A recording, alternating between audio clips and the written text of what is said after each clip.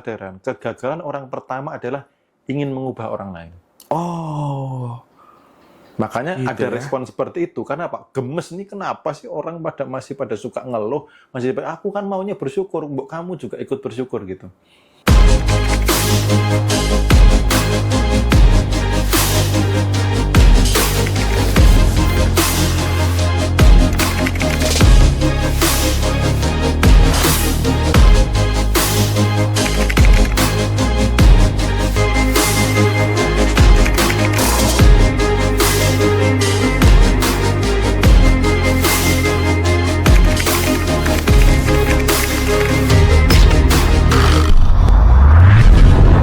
Pada saat anak kurang baik juga, pada saat anak kurang baik juga merasa keberlimpahan ya.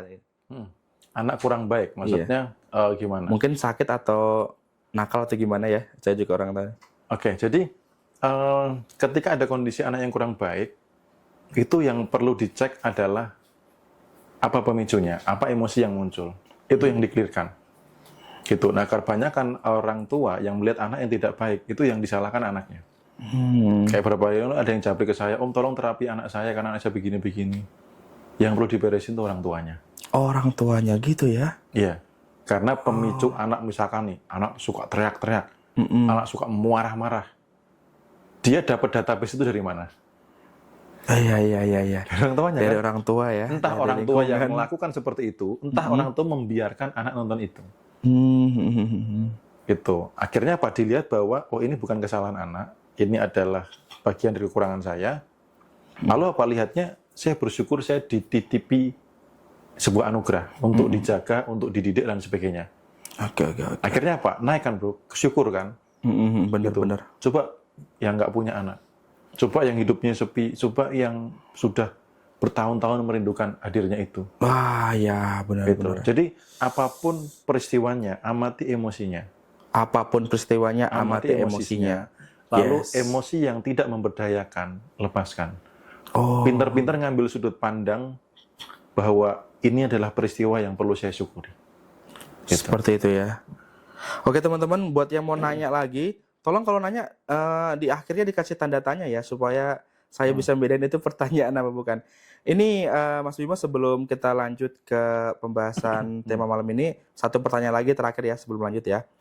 Ini dari Surya Ningsih. Ini cukup bagus pertanyaannya ini Mas Bimo. Seperti ini Mas.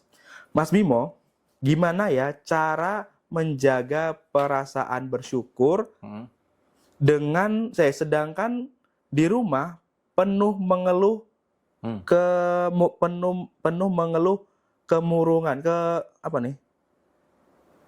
kemerungsung gitu.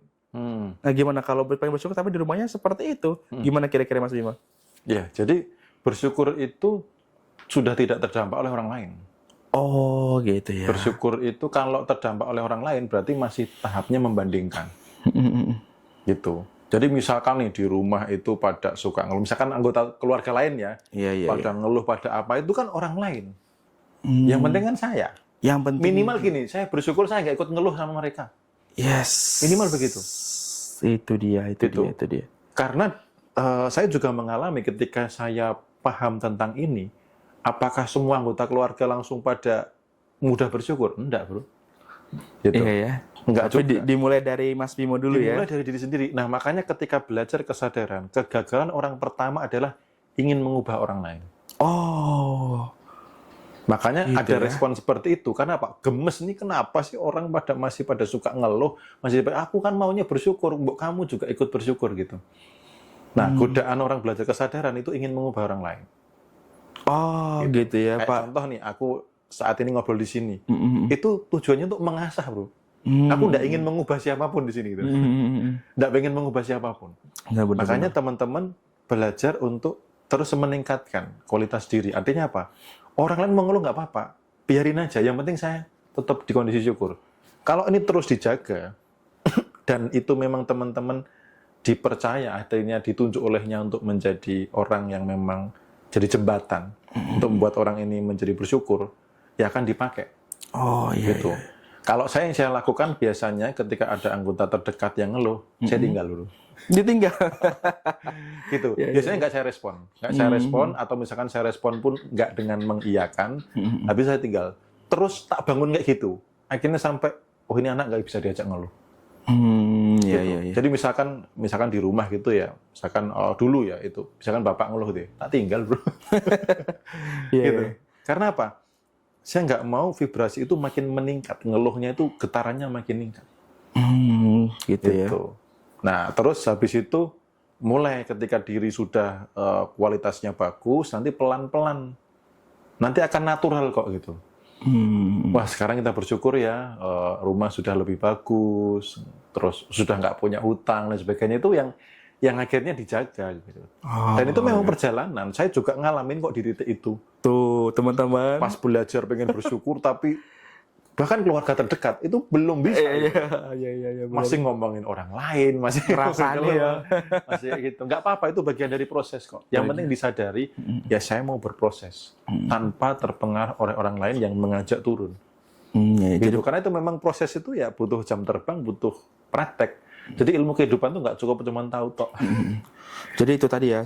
Intinya kita fokus ke diri kita sendiri dulu. Betul. Nanti ketika orang ngelihat perubahan yang luar biasa pada diri kita, nanti juga orang itu ngikutin kita sendirinya ya. Jadi kita nggak terbebani gitu ya, Mas Bimo ya. Betul. Oke. Nah, ini Mas Bimo, saya tuh pernah ngelihat ya video Mas Bimo tentang servo kantong kosong, itu kayaknya menarik banget nih. Itu seperti apa sih Mas servo kantong kosong itu?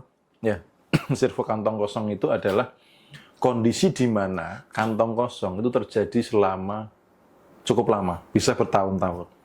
Kantong kosong itu berarti apa? Sebelum ada yang masuk, kosong dulu. Harusnya sebelum ada yang masuk, ini isinya masih ada. Gitu ya. Servo kantong kosong itu adalah kondisi bertahun-tahun, yang di kondisi yang lama. Sebelum ada uang masuk, kantongnya mesti kosong dulu. Kosong duluan. Atau ketika masuk hanya sementara. Oh iya. Makanya kalau orang tua zaman dulu tuh paling mantangin tuh, kayak orang tua saya mantangin di dompet itu kosong tuh dipantangin, minimal harus ada penunggunya gitu kan. Ya warna merah. Itu ajarannya bagus gitu. Kayak contoh lubung padi nggak boleh kosong.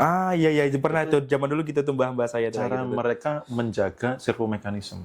Gitu. Jadi servo mekanismenya semesta itu awalnya adalah dari servo kecil. Servo kecil itu servo diri. Servo diri itu adalah kebiasaan yang diulang-ulang. Nah, kebiasaan itu berawal dari apa? Tindakan yang dibiarkan terus-menerus atau kondisi. Gitu. Habis itu, kondisi tindakan dipengaruhi oleh apa? Pola pikir. Pola pikir ya, oke. Tindakan juga didasari oleh apa? Kesadaran, oleh vibrasi. Dan peristiwa juga bisa terjadi oleh apa? Prasangka. Prasangka ya. Jadi kalau mau ditelusur sumber pemicu awalnya itu adalah prasangka. Ya, vibrasi, soal rasa, dan pikiran itu. Oh iya, seperti itu ya. Jadi kalau menurut Mas Bimo sendiri, apa yang menyebabkan servo kantong kosong itu apa sih penyebabnya? Ya, tadi kan ada pikiran, ada vibrasi, kemudian ada prasangka. Nah, di situ setiap orang bisa jadi penyebabnya beda-beda. Contoh misalkan dari pikiran. Itu biasanya dia punya sugesti di masa kecil yang ketika pokoknya ditakut-takuti kalau uang banyak atau nggak boleh pegang uang banyak. Contoh yang sederhana ketika pas Lebaran dapat uang dari saudara-saudara gitu ya. Kalau dikasih sugesti apa? Jangan pegang uang banyak-banyak, nanti hilang, nanti kamu diculik, nanti ini gitu. Atau orang kaya itu sombong, wah itu tuh mentang-mentang punya uang. Jadi selalu kekayaan tuh didoktrin bahwa itu tuh negatif gitu loh. Iya, kayak bilang ada juga yang bilang uang sumber masalah, pernah ada yang gitu ya. Misalkan nonton sinetron itu tuh gara-gara rebutan warisan gitu. Padahal cuma sinetron. Tapi kan nanam ke bawah sadar. Kaya itu enggak baik. Oh, punya uang banyak itu enggak baik. Nah, itu dari sisi prasangka. Nanti ada dari sisi fakta, dari sisi pikiran, ada dari sisi vibrasi gitu juga ada. Itu salah satu contohnya itu. Terus kalau misalnya nih kita udah jangan kita deh. Kata-katanya ada kekuatannya. Misalnya ada orang ya yang udah kadang udah terlanjur kena memiliki servo kantong kosong. Solusinya bagaimana itu, Mas Bimo? Ya, jadi tergantung penyebabnya. Kalau penyebabnya adalah dari kondisi dompet kosong yang terus-terusan terjadi bertahun-tahun, latihnya tadi ada penunggunya. disiplin untuk kasih penunggu di dompet. Bisa dimulai dari 50.000 misalkan. Tapi pertahankan, misal lagi kerja, pertahankan sampai tanggal gajian itu tetap ada. Ada di situ ya. Iya. Kalau bisa tembus 2 bulan, 3 bulan, tambah lagi nilainya. Gitu. Jadi gini, semesta itu mengenali servo kita apa, maka dia akan memperlakukan kita seperti apa. Seseorang yang dilakukan seperti apa, sesuai dengan servonya. Contoh orang perokok. Kalau servonya adalah perokok, mau nggak punya uang, mau apa, mau harga rokok naik atau apa, tetap dibuat untuk bisa ngerokok. Dan mungkin rokok itu datang entah dari mana aja kadang-kadang ya. Bisa jadi ada teman traktir, bisa jadi ada yang lagi benerin apa atau minta dibantu apa dikasih upah rokok, bisa teman-teman tiba-tiba ngasih, lu tak kasih rokok nih, aku lagi dapat bonus atau apa gitu. Itu contoh servo rokok. Contoh lagi servo yang baik misalkan servo parkirnya gampang. Servo parkirnya gampang. Jadi ketika misalkan ke mall atau kemana itu, walaupun di weekend atau apa, selalu dapat yang strategis. Misal penuh, tiba-tiba ada yang keluar. Dapat gitu. Iya. Itu servo setiap gitu. Begitu ganti driver, ganti orang yang nyetir, susah. Iya. Itu servo. Jadi semesta sudah mengenali bahwa kamu itu parkirnya harus gampang. Makanya servo mekanisme itu kondisi yang kita tuh seolah atau seseorang tuh seseolah sudah tidak berdaya. Kalau positif, oke. Gitu.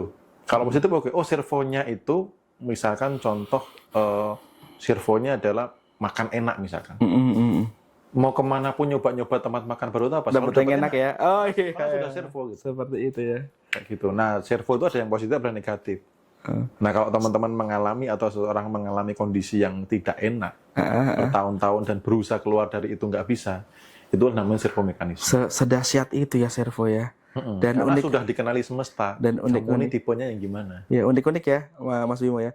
Kalau dari Mas Bimo sendiri pernah nggak sih yang paling aneh tentang servo ini tuh pernah nggak kenalan Mas Bimo punya servo yang aneh itu yang paling aneh menurut Mas Bimo servo apa Mas Bimo? Yang pernah Mas Bimo kalau kenal? Yang saya alami sendiri servo kantong kosong saya dulu ngalamin. Jadi paling gajian tanggal 5 udah habis.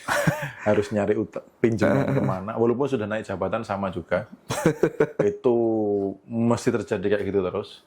Tapi sekarang udah dulu sekarang udah luar biasa ya. Tahu mengurai membatalkannya itu benar-benar ya kondisi yang memprihatinkan ya, sudah nambah bisnis, sudah berusaha nyari sampingan bahasa orang ya, tapi yo kok tetap kayak gitu terus itu.